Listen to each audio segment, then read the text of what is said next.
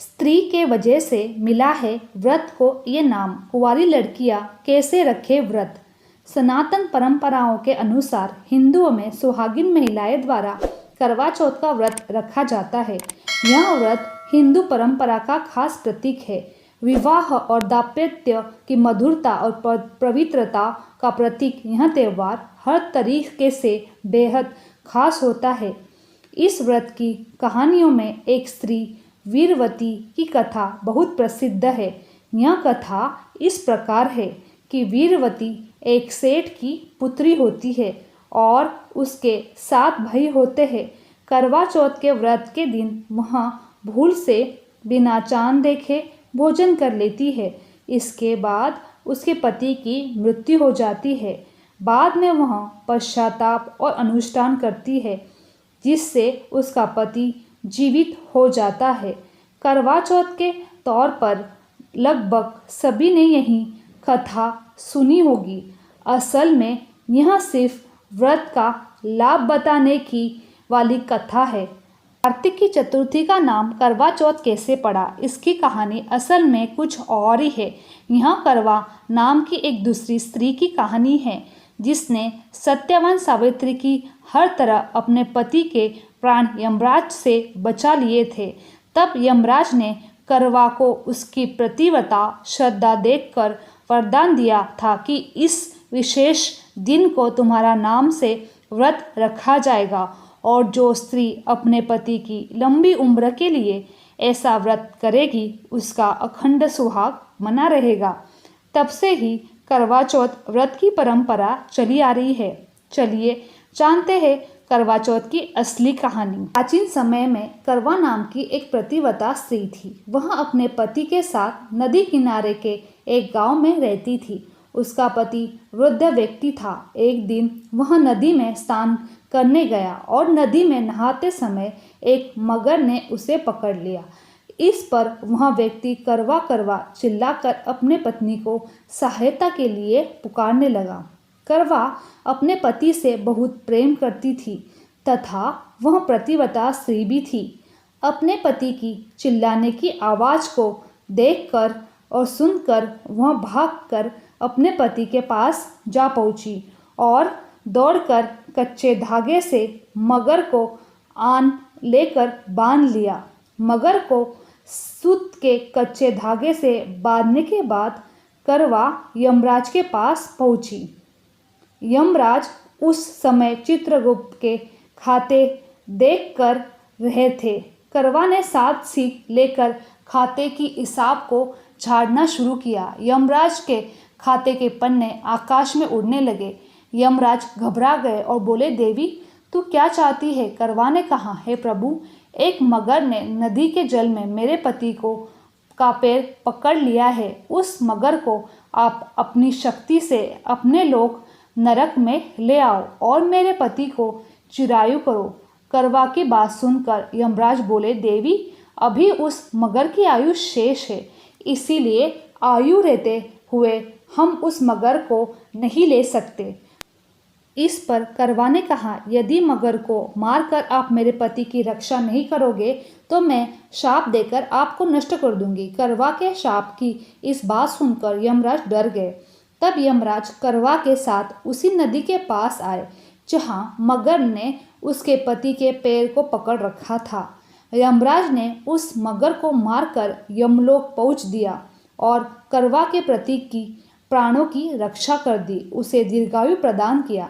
वापस जाते समय यमराज करवा को सुख समृद्धि का आशीर्वाद देकर तथा यमराज ने करवा को यह वर भी दिया कि जो स्त्री इस दिन व्रत करेगी उनके सौभाग्य में रक्षा मैं करूँगा। करवा ने अपने प्रतिव्रता स्त्री होने के बल से अपने पति के प्राणों की रक्षा की थी। इस घटना के बाद से करवा चौथ का व्रत करवा के नाम से प्रचलित हो गया।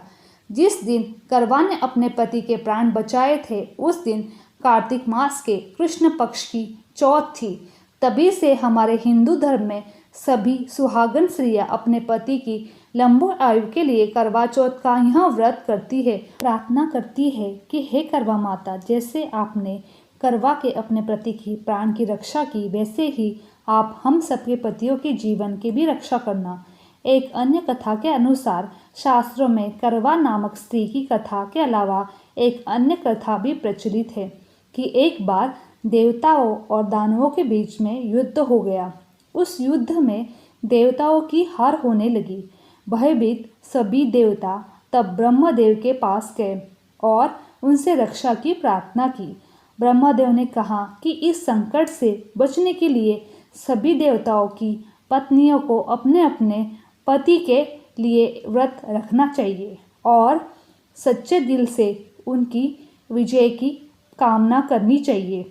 ऐसा करने पर इस युद्ध में देवताओं की जीत निश्चित हो जाएगी। ब्रह्मदेव के कहे अनुसार कार्तिक माह की चतुर्थी के दिन सभी देवता की पत्नी ने व्रत रखा और अपने पतियों की विजय के लिए प्रार्थना की। पत्नियों की यह प्रार्थना स्वीकार हुई और युद्ध में देवताओं की जीत हुई। तब से शुभ समाचार सुनकर सभी देवताओं की पत्नी ने व्रत खोला और भोजन ग्रहण किया। उस समय आकाश में चांद भी निकल आया था। इस कथा के अनुसार भी माना जाता है कि इस दिन से करवा चौथ व्रत रखने की परंपरा शुरू हुई। करवा चौथ के इस व्रत में भगवान शिव शंकर, माता पार्वती, कार्तिकेय, गणेश और चंद्र देवता की पूजा करने का विधान है। व्रत वाले दिन कथा सुनना बेहद ज़रूरी माना गया है।